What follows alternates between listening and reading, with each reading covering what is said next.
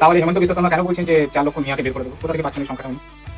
না না, দেখুন পলিটিক্যাল বক্তব্য কে কোথায় রেখেছে। উত্তরবঙ্গের বিস্তীর্ণ এলাকা কিভাবে ডেমোগ্রাফি চেঞ্জ হয়েছে এবং সেখানকার সোশিও কালচারটা কিভাবে দিনের পর দিন পরিবর্তিত হয়ে যাচ্ছে, কিভাবে ধীরে ধীরে জাত নিয়ন্ত্রণ করছে, ধর্ম নিয়ন্ত্রণের দিকে এগিয়ে যাচ্ছে, এটা দেখে কিন্তু আমাদের আগামী দিনের আশঙ্কা এবং অনেক বেশি শঙ্কা কাজ করছে। মালদা থেকে শুরু করেন, সহদেবপুর থেকে শুরু করুন, এবার দক্ষিণ উত্তরবঙ্গের একদম শেষ প্রান্ত তুফানগঞ্জ পর্যন্ত এই বিস্তীর্ণ এলাকাতে যদি আপনার ঘুরে দেখেন কখনো, এখানকার ডেমোগ্রাফি চেঞ্জ হয়ে চিকেন নেক।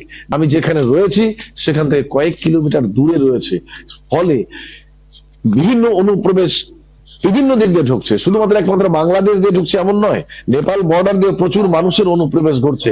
এই অনুপ্রবেশ বন্ধ হওয়া দরকার। বাবু কিছু বলতে চাইছেন? আলতাফ বাবু। বাবুর সাথে একটা প্রশ্ন ছিল যে অনুপ্রবেশকারী সমস্যা নিয়ে সব থেকে বেশি যদি কোনো রাজ্য উত্তপ্ত থেকেছিল সেটা ছিল আসাম। আসামে এসআইআর হলো না কেন? সুস্থভাবেই করতো। বলেছিলেন যে আসামে এসআইআর হলো না কেন। আসামে কিন্তু অনেক বেশি নিবিড় প্রক্রিয়া এনআরসি হয়েছিল, যদিও সেই এনআরসির নিয়ে কিছু তত্ত্বগত ত্রুটি ছিল, কারণ যে ধরুন যারা এখান থেকে শিফট করে গেছে তাদের ডকুমেন্টগুলো পশ্চিমবঙ্গ সরকার পাঠায়নি, অন্যান্য রাজ্যের সরকার পাঠায়। যেটা আপনি বললেন যে যেহেতু এনআরসি হয়েছে তো মেজরিটি বহিরাগতদেরকে ক্যাম্পে ফ্যাম্পে ঢুকিয়ে দেওয়া হয়েছে, সব ঠিক আছে। তাহলে হেমন্ত বিশ্ব শর্মা কেন বলছেন যে 4 লক্ষ মিয়াকে বের করে দেবো? কোথা থেকে পাচ্ছেন ওই সংখ্যাটা উনি?